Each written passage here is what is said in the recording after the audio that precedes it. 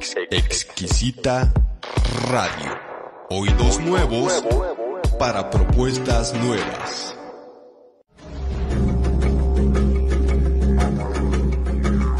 Creencias religiosas, un espacio de conversación sobre las religiones y un lugar de reflexión sobre la convivencia.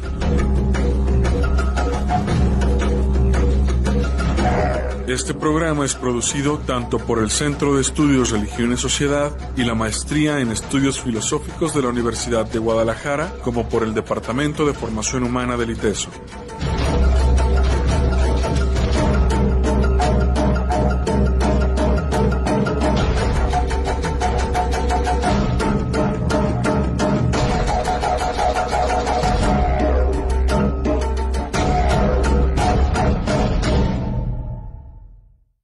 Buenas tardes, bienvenidos. Estamos en Creencias Religiosas.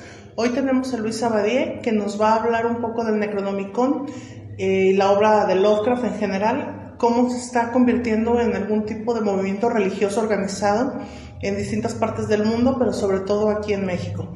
Buenas tardes, Luis. Buenas tardes. Pues, ¿qué nos puedes contar? No sé si quieras empezar con un breve acercamiento al Necronomicon para quienes no se hayan relacionado. Bueno, comenzando por lo básico, H.P. Lovecraft, que murió en 1937, fue un escritor de literatura fantástica y de terror. Él, en lo personal, no pertenecía, a contrario de algunos rumores populares últimamente, a ninguna orden esotérica o sociedad secreta. Él no era un ocultista, él era materialista y ateo. No, era totalmente escéptico. Y para él,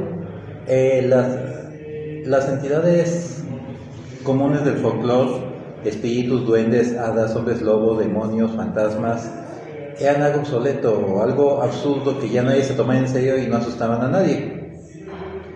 Eso era su opinión, porque él mismo no se las podía tomar en serio, le parecían absurdas, por lo cual llevó a cabo, inspirado por algunos autores de su época, no todo nació con él, una renovación del género. En lugar de estos seres sobrenaturales, él hablaba de entidades desconocidas, seres producto de formas de evolución diferentes, de otras regiones del universo remotas, que no se ciñeran a las expectativas y preconcepciones antropomórficas y que no necesariamente eran sobrenaturales, pero trascendían las leyes naturales, como él decía, tal vez porque sus lugares de origen eran tan remotos que ni siquiera se aplicaban las mismas leyes naturales que se aplican aquí, en esta región del cosmos. En su manera de desarrollar los cuentos, él decía que para escribir un cuento de terror eficaz es necesario llevarlo a cabo con la misma precisión y cuidado que un fraude bien urdido, por lo cual él hizo un gran esfuerzo por hacer realistas sus historias, establecerlas en un contexto en el mundo en el que vivía en su época, en los años 20, en Nueva Inglaterra, dándole un trasfondo histórico cuidadosamente documentado, y el efecto fue tan intenso que su obra sigue siendo leída y sigue dejando huella hasta nuestros días. Entre los elementos y recursos que utilizó en sus cuentos estaba que sus personajes a veces leían o mencionaban algunos libros como unas referencias bibliográficas para las cosas que estaban investigando o que ocurrían en la historia. Algunos de estos libros eran libros reales, otros libros no tanto. Entre los libros más citados, o tal vez el más conocido de todos, aunque no necesariamente el único, está el Necronomicon. De acuerdo con las historias de Lovecraft, el Necronomicon fue escrito en el siglo VIII por un árabe llamado Abdullah Hazard en Damasco, y fue traducido de la versión original árabe, que tenía el título Al-Asir, al griego con el título de Necronomicon, y después al latín, al español, según escribió Lovecraft. Este libro sería un libro muy raro que habría sido prohibido en distintos lugares, destruido, añadido al índice de lecturas prohibidas por el Vaticano, y existían unas cuantas ejemplares en colecciones privadas o en bibliotecas de difícil acceso. Una de esas bibliotecas, por ejemplo, que él menciona es la Biblioteca de la Universidad de Buenos Aires. Cuando Jorge Luis Borges fue bibliotecario en dicha biblioteca, él añadió una ficha bibliográfica del Necronomicon en el fichero de la biblioteca. Esto es uno de muchos casos en los cuales empezaron a aparecer referencias al Necronomicon de distintos sitios. Lovecraft siempre aseguró que él había inventado este libro. Y algunos le empezaron a acusar de que, y siguen pensando que él miente y que realmente había un libro antiguo que simplemente no quiso mencionar de manera directa. Y han encontrado algunas posibles evidencias, aunque nada concluyente, que podrían sugerir algo semejante. Este libro empezó a convencer, incluso en vida de Lovecraft, a muchas personas de su existencia. Muchas personas le escribían preguntando dónde podían encontrar el Necronomicon, y él aseguraba que a todos que este libro y otros que él mencionaba no existían realmente y eran ficticios. En cambio, Clark Castro Smith, de alguna manera más reacio a desmentir esta ficción. Era un escritor fantástico, muy amigo de Lovecraft, que en sus cuentos él mencionaba sobre todo un libro llamado El libro de Aemon, de origen hiperbóreo. Estos libros son desarrollados a través de estos cuentos, primero como referencias, como menciones indirectas, y eventualmente, mucho después de la muerte de Lovecraft, apareció por primera vez un libro que pretendía ser el Necronomicon. Este libro era una reproducción facsímil de un manuscrito en un dialecto arábigo, al parecer intraducible. El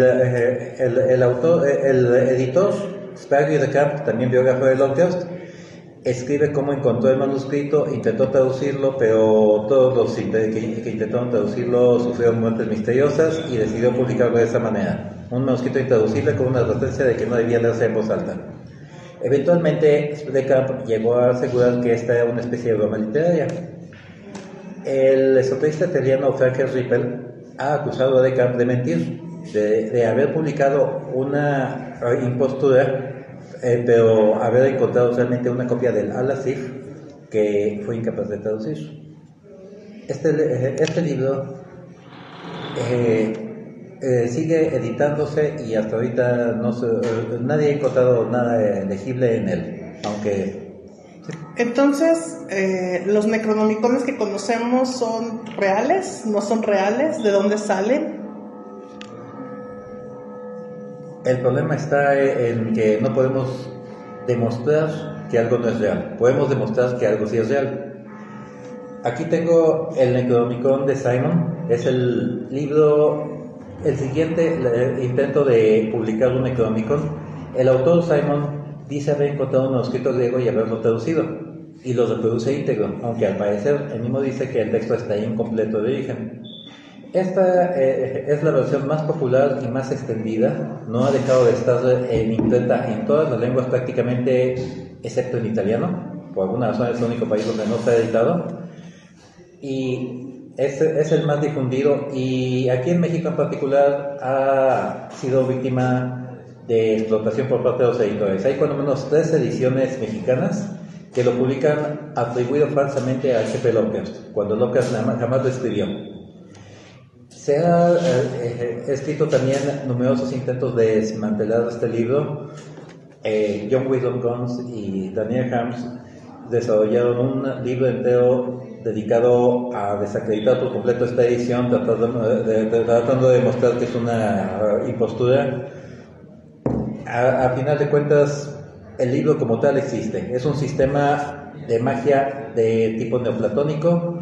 Es una colección de textos sumerios y babilonios, y con una serie de símbolos que algunos pueden rastrearse a las películas salomónicas, otros no tienen otra comparación. Se ha desarrollado todo un sistema de magia a partir de este libro, porque han aparecido, no solo de Simon, sino de otros autores, búsquedas de interpretar, ampliar y complementar este material. Después empezaron a aparecer otras versiones. Colin Wilson y Sprague de Camp publicaron una. Aquí tengo una edición de él, es una recopilación y reconstrucción que en lo personal desarrollé del Liber Logaeth, que pretende ser un texto originado de los manuscritos de John Dee. De nuevo, se ha dicho que es una edición falsa. Así ha sucedido una y otra vez con cada libro. En algunos casos no ha sido así, porque eventualmente llegamos al punto donde las cosas no son tan claramente reales o ficticias. Cuando encontramos un Necronomicon puede ser de tres tipos. Uno, es un libro que pretende ser un documento antiguo y verdadero, independientemente de su origen. Otro es una creación por un fan de Lovecraft, un escritor de fantasía que decidió escribir un Necronomicon como se lo imagina que sería según lo escriben en los cuentos. El tercero, que es un caso muy particular, hay algunos libros que son aparentemente canalizados, escritos en estado de trance por los esoteristas, que dicen haber abrevado de la misma fuente de la que H.P. Lovecraft abrevó. ¿Como pleiadianos? Podría ser así. Ok. La primera en sugerir la existencia de un Necronomicon akáshico, de una versión arquetípica que existe en un plano astral de este libro y que podría estar siendo canalizado, ya sea que alguna vez haya sido puesto por escrito por una ave medieval o no, fue Doreen Valiente, conocida como una de las iniciadoras de la Wicca. Esta idea tampoco nació con ella. En vida, Lovecraft conoció a William Lumley, un esoterista que también escribía cuentos y que lo contrató para hacer revisión de sus textos, que le aseguraba que él conocía a la perfección las entidades que Lovecraft y todos sus amigos de su círculo de autores describían en su ficción, y que aunque ellos creían haberlas inventado, él las conocía aún mejor porque procedían de tradiciones esotéricas sólidas que él había estudiado. Lovecraft se burlaba de esto y se divertía mucho escuchándolo, nunca le creía una palabra. O al menos eso dice su correspondencia y no son para dudarlo. Esta idea de que hay un Necronomicon astral fue retomada por algunos esoteristas en los años 60 y 70 que formaron un grupo llamado la Orden Esotérica de Dagon. Este es el nombre de una agrupación mencionada en uno de los cuentos de Lovecraft, en Las Sombras sobre Innsmouth, y antes de esto existió un grupo con este mismo nombre que era un grupo de fans, un grupo de aficionados a la literatura fantástica, de la obra Lovecraftiana. Eventualmente se creó esta segunda orden esotérica de Dagon, y este era una orden esotérica que se basaba en las tradiciones telémicas de Aleister Crowley, en la magia ceremonial, combinándolas con el panteón Lovecraftiano, también con una fuerte influencia de la magia de caos. Aquí es inevitable especificar la magia de caos, originada en Austin Osman Spare y que se ha trastornado y también desvirtuado mucho actualmente, se basa en la premisa básica, al menos en su versión actual, de que cualquier cosa, si se lleva a cabo como convicción, va a ser eficaz. Si alguien lleva a cabo magia tomada de un juego de cabos y dragones y cree que lo que está haciendo es real, le va a funcionar. Y algunos magos de caos han hecho experimentos tan absurdos como inventar de la nada entidades e invocarlas. Poner un altar a Barbie y Ken e invocarlos como si fueran espíritus que pudieran responder. La idea es que cualquier objeto puede crear concentración de una forma de pensamiento, un egregor, la concentración de la convicción de las personas que se convencen de la realidad de algo. La magia de caos se basa en esto y los practicantes eligen en ese momento convencerse de la realidad de lo que están haciendo, no importa que saben que lo están inventando, para darle una realidad, para darle vida a una entidad artificial que responda a sus intenciones.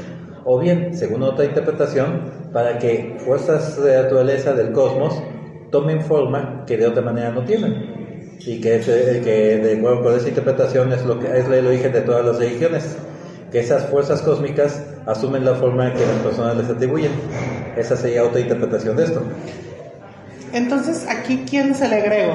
¿El Necronomicon o las entidades del Necro? A estas alturas tal vez las dos cosas. En The Necronomicon Files, Daniel Hams y John Wilson Holmes estuvieron desmantelando este libro. Dicen haber sufrido ataques de primera mano de una entidad que protege al Necronomicon, y por lo que describen produjo bastante perjuicio. Esta entidad sería protectora del libro. Al parecer sería una especie de espíritu representativo o protector creado para esta versión particular, que como dije, este es un libro muy distinto. Otras versiones del Necronomicon, como la que mencioné, como la que hizo Donald Tyson en años recientes, estas obras describen la mitología de Lovecraft, la que se conoce popularmente como los mitos de Cthulhu, que es toda una mitología creada, al menos eso dice Lovecraft y su círculo de autores, a partir de la obra de Lovecraft y de sus amigos, donde entidades, seres, personajes, razas prehumanas que habitaban la Tierra en la prehistoria son descritas y cómo éstas sobrevivieron hasta la actualidad en alguna parte. Y lo que algunos interpretan como rituales mágicos o símbolos no son más que vestigios de ciencias antiguas, ciertas cosas más antiguas de que la humanidad, que algunos han conservado mezcladas con superstición porque la conservaron los humanos primitivos sin comprenderlas realmente, y entonces creyeron que era magia. Y esos vestigios de una extraña ciencia alienígena sobrevivían mezcladas con superstición en lo que parecen ser para nosotros una especie de ceremonias o rituales o símbolos o procedimientos alquímicos. Ok, antes de ir a un corte, porque ya llegamos al primer segmento, hubo un intento hace unos años, quizá 10, 15, de llevar un barco al Pacífico Sur y tratar de despertar a uno de los dioses más importantes de la mitología Lovecraftiana. En el año 2012 decidieron reunirse esoteristas de distintos lugares, sobre todo de Estados Unidos, muchos de ellos de la orden esotérica de Dagon o de otros grupos que practican este tipo de magia Lovecraftiana, y alquilaron un barco para dirigirse a las coordenadas en el Pacífico Sur, donde de acuerdo con la ficción de Lovecraft se encuentra la ciudad sumergida de Orgye y donde se encuentra durmiendo Cthulhu, muerto pero soñando, esperando a que las estrellas estén en su posición correcta para despertar de nuevo y reconquistar el mundo. ¿Sería este uno de los ejemplos más tangibles, digamos, de la creencia firme de que toda esta mitología es verdadera? Es uno de muchos, y tampoco es el primero. ¿O hay alguno más espectacular? Más espectacular es difícil, porque este sí tuvo una causa tremendo. Otro ejemplo bastante interesante es cuando, me temo que no recuerdo las ubicaciones, uno fue en un lugar de Europa y otro en Australia, pero aparecieron de la nada unos monolitos que pesaban cerca de 150 kilos cada uno dedicado en honor a Azathoth, el caos idiota que se siente en el centro del infinito, y el otro, no recuerdo si a Shub-Niggurath o a Cthulhu. Estos monolitos aparecieron de la nada y eran cosas que no se podían ni siquiera entre 3 personas hubieran podido cargarlas. Amanecieron un día en lugares públicos, uno en Australia y otro en no recuerdo qué país de Europa. Eventualmente apareció el artista que los diseñó, pero él jamás ha dicho cómo organizó eso, cuál fue su verdadero propósito o quién le ayudó. Ok, vamos a cortar un momento y regresamos para hablar un poquito más de estas órdenes, como la que mencionaba, la orden de Dagon, y qué otras iglesias se andan gestando por ahí sobre la base del Necronómico. Exquisita Radio. Oídos nuevos para propuestas nuevas. Ok, seguimos en creencias religiosas. Vamos a seguir ahí con Luis Abadie abordando el tema del Necronomicon, que por cierto no lo estoy pronunciando bien, pero no importa porque nunca le puedo poner el acento. Vamos a hablar un poquito, Luis, mencionabas algunas iglesias, órdenes o círculos mágicos brujeriles que toman y practican la magia necronómica o la magia Lovecraftiana.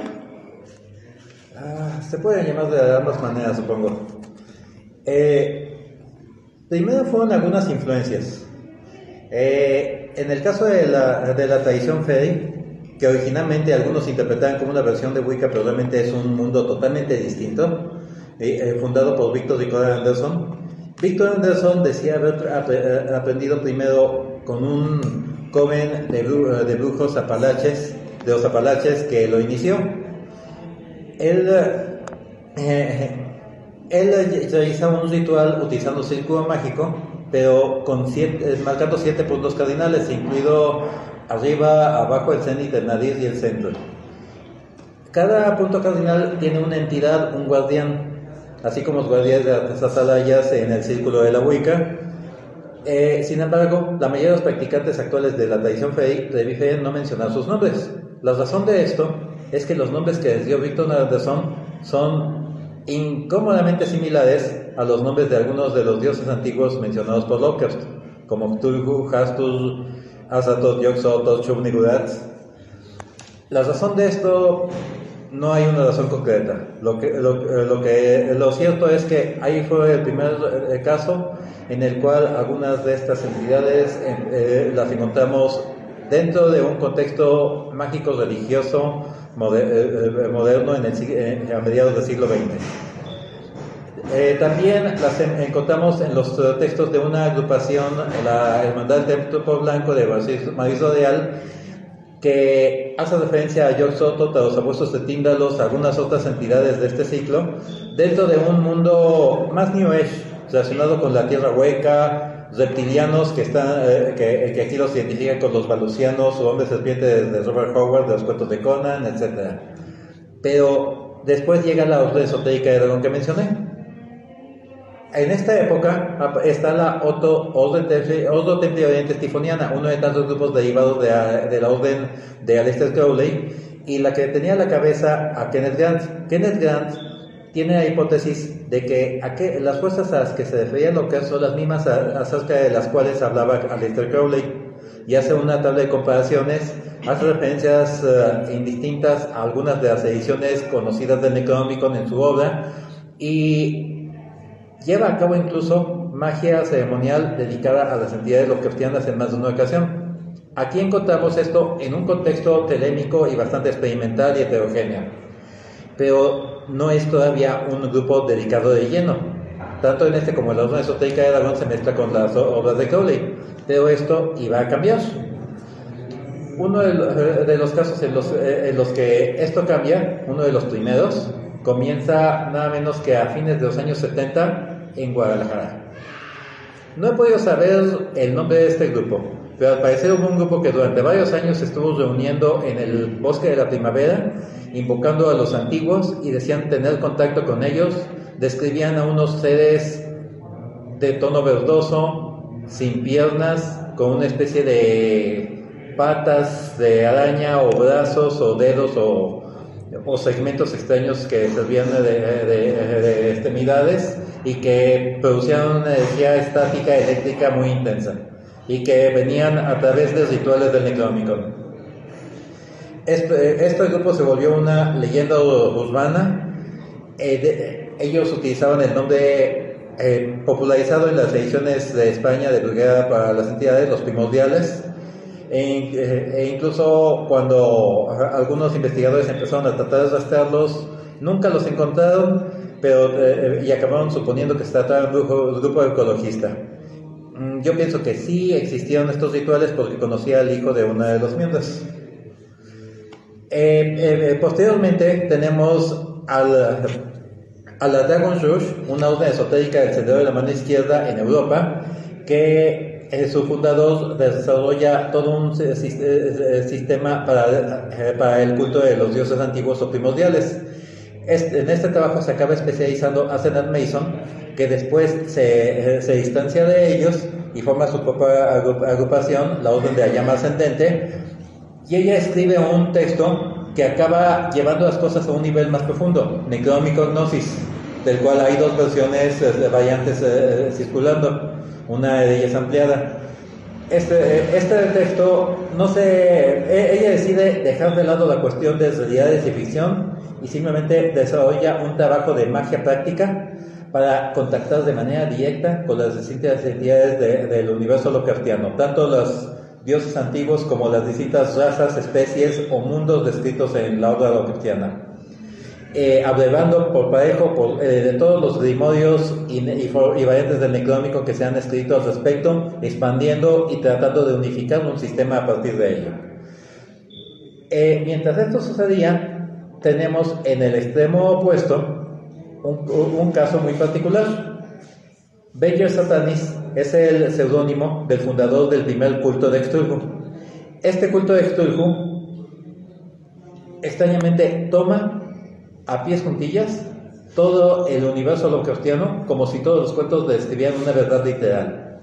Para el culto de Cthulhu, Cthulhu realmente está durmiendo en una ciudad sumergida en el fondo del Pacífico y algún día los primigenios se levantarán y gobernarán el mundo y la humanidad cambiará su forma de vida por completo bajo su yugo.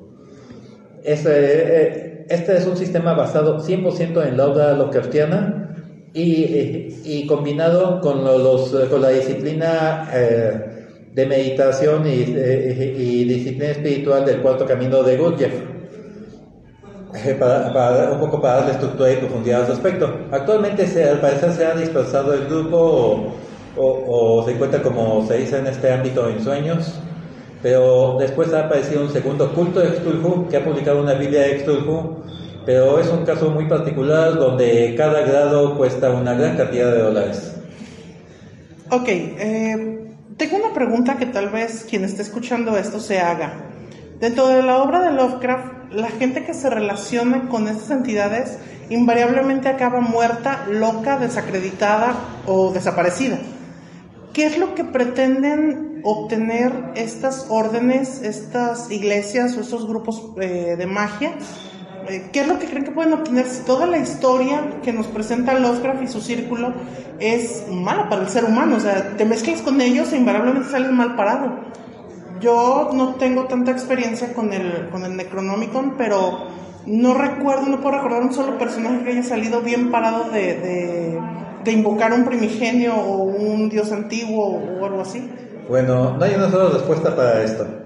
Ian Corrigan, que es escritor e instructor neopagano de una orden druídica, ha cuestionado exactamente lo mismo. Él es también un fan de Lovecraft y ha escrito su propio grimorio Lovecraftiano, Duel of Abgardu, que es una versión céltica de los mitos, es una excelente lectura. Pero él dice, ¿para qué alguien en su sano juicio va a invocar estos seres si siempre va a acabar mal? Va a acabar devorado por ellos. Hasta es un chiste popular entre los fans de que Cthulhu se va a despertar y se va a comer a sus propios adoradores. Sin embargo, sucede. ¿Por qué? Primero, en el caso de Kenneth Grant, por ejemplo, él los tomaba como versiones de los arquetipos de fuerzas que existen en todos los mitos, en todas las culturas, y que si resultan aterradores e inquietantes para Lovecraft, como lo que sucede es que él estaba viéndolos desde un punto de vista escéptico. Él temía que pudiera existir algo así. Anton LaVey, el fundador de la Iglesia de Satán, publicó un libro llamado Rituales Satánicos que incluye una invocación a Cthulhu y otros 2 rituales dedicados a los primigenios.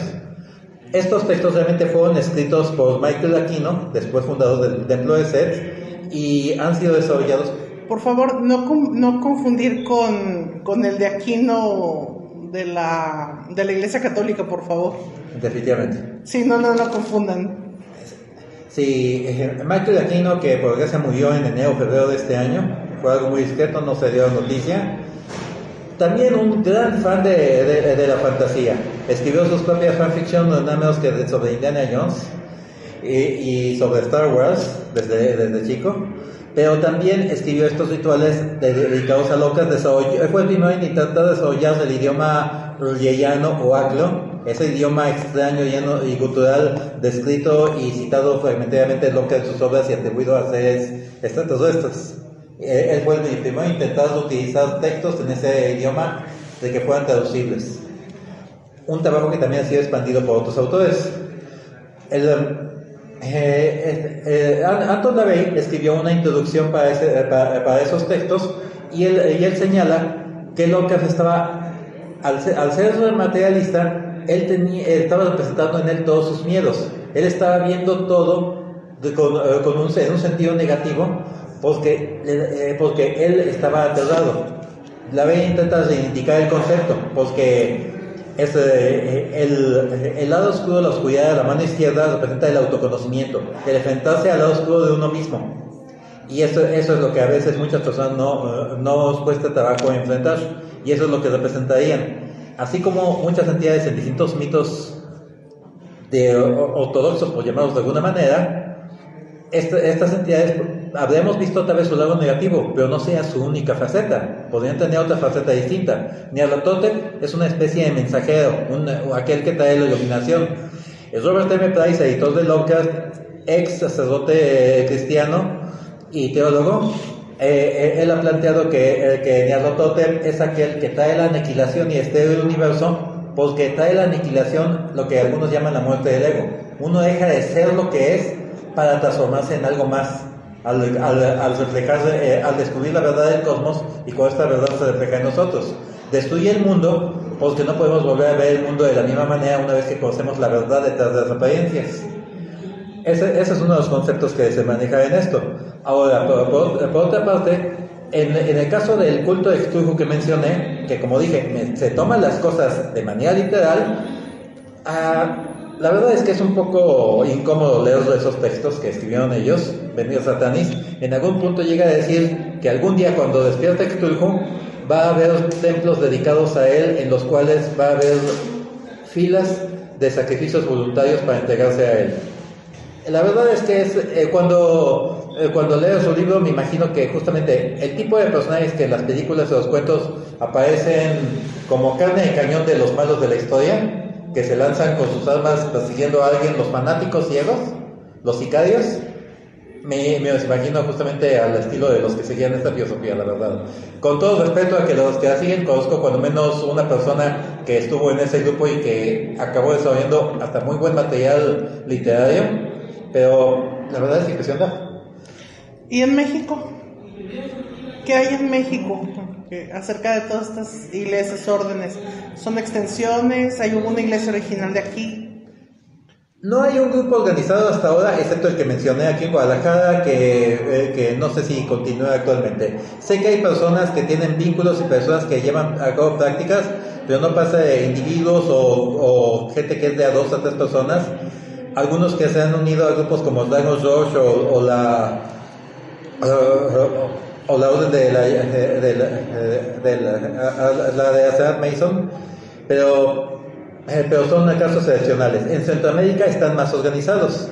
En Centroamérica tenemos a autores como Damon Barsay, que escribió el libro de Nyarlathotep y que dio a conocer en su momento gran cantidad de material mágico de la mano izquierda acerca de magia lovecraftiana. También tenemos varios círculos mágicos, sobre todo de magia de la mano izquierda, que practican este tipo de magia y que pertenecen tanto a la Dragon George como a la línea de Satan Mason. Pero también tenemos otros que no buscan esto en un sentido de magia de la mano izquierda, que lo manejan de manera muy diferente, que se van al lado filosófico. Estos ven a Cthulhu como el despertando en las aguas de nuestro inconsciente. Es el despertar de la humanidad, de aquello que está dormido en nosotros, lo que anuncia el despertar de Cthulhu simbólicamente. Hay un autor, Scott R. Jones, que escribió el libro When the Stars Are Right, cuando las estrellas estén correctas, que es una guía a la espiritualidad rliana. El rlianismo, que él decide no llamarlo kafkianismo ni magia necrómica, porque no es un sistema mágico como tal, lleva las cosas a un nivel de profundidad mayor.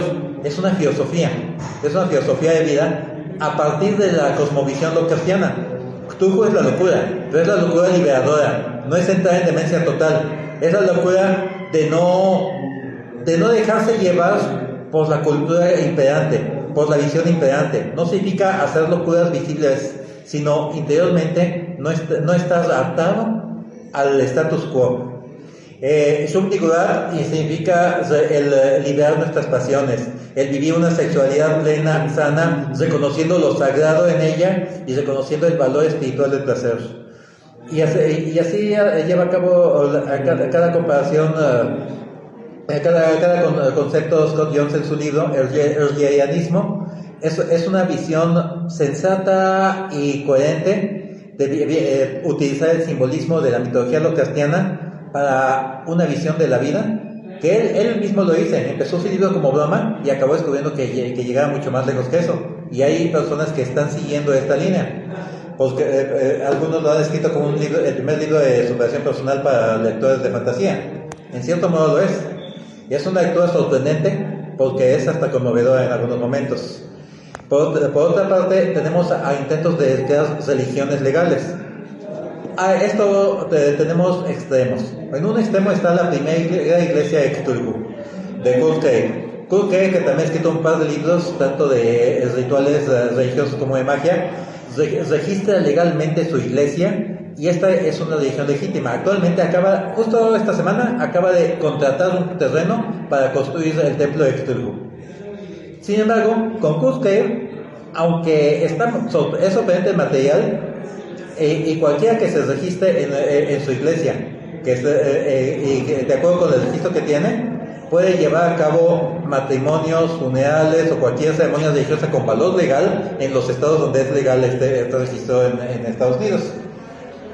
Sin embargo, en su caso, la verdad él lo está haciendo mucho en plan de relajo, mucho en plan de broma. Está haciendo porque puede hacerlo y se divierte a morir con ello. Y en cierto modo es como una versión cristiana del culto pastafariano del monstruo de espagueti volador. Pero de repente él es muy creativo y está buscando también un impulso a creatividad artística, que inevitablemente esto sucede. Muchos miembros de la Orden Esotérica de Aragón son escritores del Círculo de los Mitos de Cthulhu. Muchos artistas les da por esto realmente. No es sorprendente, ya que es un término medio entre lo literario, lo artístico y lo místico. Por otra parte, tenemos la primera iglesia de Hastur, que comenzó con David St. Albans, un artista y escritor lovecraftiano que por desgracia falleció hace algunos meses, y su heredero, el nuevo archimagister de esta iglesia, está buscando continuar su trabajo y consolidar esta iglesia, llevarla a cabo de manera legal y también establecer templos físicos, no solo en uno sino en varios países. Esa es su ambición. Sin embargo, en su caso, está haciéndolo con plena seriedad y no busca solo hacerlo por diversión. Se está tomando como una convicción legítima, como una religión real, considerando a los grandes primordiales como entidades reales a las cuales busca contactar. En este caso, a través de métodos mágicos, pero dándole un enfoque religioso. Ok, vamos a hacer el segundo corte y ya regresamos para conclusiones. Pero Uda, te dejo con una pregunta para que la pienses y me lo contestes al regresar.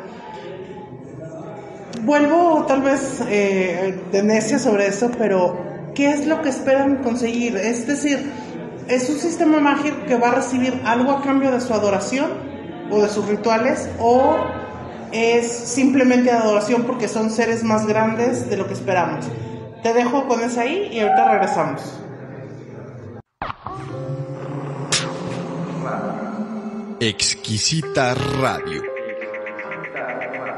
Oídos nuevos para propuestas nuevas. Muy bien, ya estamos de regreso en Creencias Religiosas. Venimos a las conclusiones de este programa que es acerca del Necronomicon y su influencia en un sistema mágico religioso. Cómo ahora se están creando iglesias, órdenes y círculos esotéricos o brujeriles alrededor de la mitología lovecraftiana. Habíamos dejado a Luis con la pregunta de qué es lo que esperan conseguir los círculos. ¿Hay algún beneficio material, espiritual, psicológico? Me parece que Anton LaVey lo describió muy bien en uno de los primeros textos al respecto. Él señalaba, comentando lo que observaba en los personajes de Lovecraft, que ellos no adoran a los grandes primordiales, a los dioses antiguos. No se someten o se humillan ante ellos, no les suplican, no les rezan. Los invocan y los llaman y tratan con ellos como iguales, a pesar de que se trata de entidades inmensamente más poderosas. Buscan un intercambio en el cual buscan obtener conocimiento, buscan aprender. Eso es lo que buscan en ellos, no hay una humillación ante ellos. Se trata de fuentes de información, fuentes de conocimiento y fuentes de poder en algunos casos con las cuales se puede interactuar. Y también, volviendo a lo que comentabas un poco antes acerca del obra de Lovecraft, en el caso de Randolph Carter, aquel personaje con el cual Lovecraft se identificaba mucho, a través de las puertas de llave de plata, Randolph Carter abre la segunda puerta y se encuentra en presencia de Yog-Sothoth, el todo en uno y uno en todo, esa misma entidad invocada en el Odorodum Witch. Y Randolph Carter se sorprende al estar ante él y dice y menciona ahí algo como: se sorprendió al pensar en la gente que habla con horror acerca de los malignos primordiales, como si un elefante podía maltratar con odio a una hormiga. Se trataba de entidades infinitamente más vastas, pero que estaban muy por encima del bien y del mal. Y cuando encuentra Randolph Carter a Yog-Sothoth, les revela verdades cósmicas. le dice que el hombre que conoce la verdad puede ver más allá de la ilusión y la fantasía. Y la experiencia de Lovecraft, la experiencia de Randolph Carter no es destructiva, no enloquece, no se pierde. Comete un error, queda atrapado en otro mundo y en otro tiempo, pero fue una regada suya, porque le habían dado la llave para poder llegar ahí, la llave de plata, pero no se llevó los rituales que necesitaba para poder regresar. Pero su interacción con Yog-Sothoth no fue destructiva, no lo perjudicó, no acabó muerto, no acabó devorado, no le causó ningún mal. Supo lo que hacía y encontró algo. Y tal vez eso es lo que están buscando estos devotos de dioses antiguos. Buscar comprender la realidad, que a fin de cuentas es lo mismo que hacen todas las religiones. Ok, tú tienes 2 libros recientes sobre Necronomicon, ¿verdad? En efecto, se trata los primeros 2 tomos de una versión más amplia, más completa que cualquier otra que esté en español del Necronomicon. El primero se titula Los nombres de los perdidos, el segundo La liturgia del caos, que son una recopilación y reconstrucción de distintos textos necronómicos, no solo de textos que ya se han conocido, no son los textos que se han editado en otras ocasiones. Aquí hay material que proviene de variantes del libro que se han publicado en varios idiomas, en francés, alemán, checoslovaco, croata, ruso, italiano, complementándolo, cotejándolo. Es una reconstrucción intertextual acompañada de unas anotaciones profusas relacionando cada concepto con la obra de Lovecraft para que sirva como una obra de referencia. No es un libro que haya escrito Lovecraft, como dije, Lovecraft jamás escribió un Necronomicon y los que se han publicado como obra suya son falsos. Este es un libro de referencia para la obra Lovecraftiana y también para cualquiera interesado en el universo de la gnosis necronómica o de la magia Lovecraftiana. Ok, entonces ahora te lanzo la pregunta. ¿No te preocupa que tus libros, este trabajo, se ha tomado como base para crear algún tipo de orden, liturgia, sistema de creencias, religión, iglesia, lo que sea, aquí en México? Pienso que a estas alturas existen cada vez más personas practicando esto y es inevitable que suceda, que llegue a sus manos estos libros y si alguien empieza algo nuevo, si llega a manos de estas personas, no me preocupa, porque no creo que haya nada perjudicial o destructivo en este libro realmente. El conocimiento es algo bueno, no es malo en sí. Lo malo es lo que se puede hacer con él, pero sucede con todo tipo de conocimiento.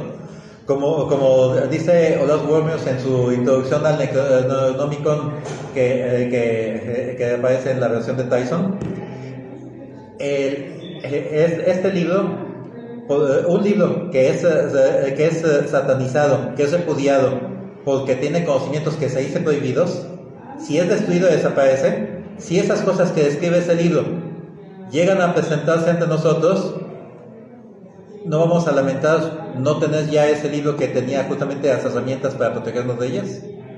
Además, este libro, según la describe en las obras lovecraftianas, fue prohibido por la ortodoxia eclesiástica en la Edad Media. Fue prohibido por distintas doctrinas. Aquellos que nos dicen que es peligroso, que es un libro muy pesado, muy fuerte, nocivo, suelen ser los grupos New Age, los grupos de magia blanca, los grupos de esoterismo light. Son los mismos, justamente ellos, los que dicen actualmente que este tipo de ediciones son peligrosas y no deben difundirse.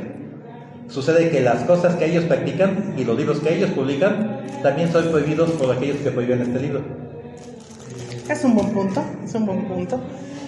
Ok, 2 preguntas para cerrar. Pregunta número 1. Si tuvieras que elegir una forma de pensamiento de las que nos has mencionado, es decir, toda esta cosmogonía como un pensamiento filosófico representativo, cada primigenio de un aspecto, digamos, o una cuestión religiosa, se les puede invocar, se les puede llamar, se puede ritualizar con ellos, ¿cuál escogerías? Yo lo veo viéndolo de manera objetiva, independientemente de todo el contexto literario o antecedentes, podemos verlo como una cosmovisión o un panteón dentro del universo neopagano. Porque en la práctica eso es lo que es, independientemente de sus orígenes. ¿Podemos esperar la Wicca Lovecraftiana? Ya no me extrañaría todo eso. Pero yo pienso que así como las tradiciones de la brujería, en este caso tenemos una cosmovisión que da posibilidad para ser interpretada como una filosofía, como una espiritualidad, como una religión, como un sistema mágico o como una senda iniciática. Y yo pienso que si se lleva cualquier camino, incluso de manera congruente y sana, no en contra de la propia humanidad y no en contra de uno mismo, sino buscando algo constructivo, puede llevar a buen camino, hipotéticamente hablando. De manera que a mí me parece que todos esos aspectos me parecen válidos, y si es así, yo me inclinaría por el aspecto iniciático, que es el que llega más hondo. Quisiera mencionar un detalle que pasé por alto nada más en breve. Hay una línea religiosa y mágica paralela a todo lo que describí y que ya no mencioné, la que se deriva del Necronomicon de Simon, que lleva un enfoque neoplatonista sumerio babilónico. El suismo, los gatewalking o los mardukites o mardukitas son algunas variantes de esta. ¿Por qué? Porque esta no es un libro del panteón lovecraftiano. Esto es un libro sumerio babilónico en un esquema cosmogónico neoplatonista, y se ha desarrollado de manera paralela, y también existen varios grupos trabajando con él. Aunque este universo y el universo de la gnosis necronómica inevitablemente se están retroalimentando en algunos puntos. Ok, pues ya llegamos al final del programa. Queda mucha información por ahí volando, pero igual pueden encontrar a Luis Abadiel los sábados en Fóbica Fest, en Arcadia Fusión Cultural, Hospital 516. Aquí terminamos el programa Creencias Religiosas. Nos vemos la siguiente semana. Hasta pronto. Gracias.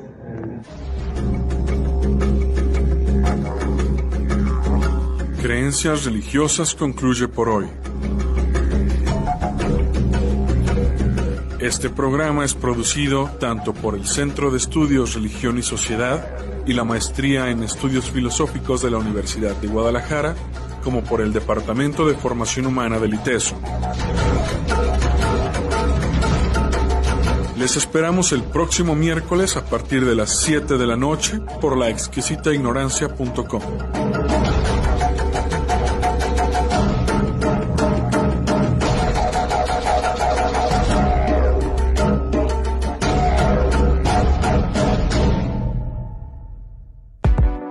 Exquisita Radio. Oídos nuevos para propuestas nuevas.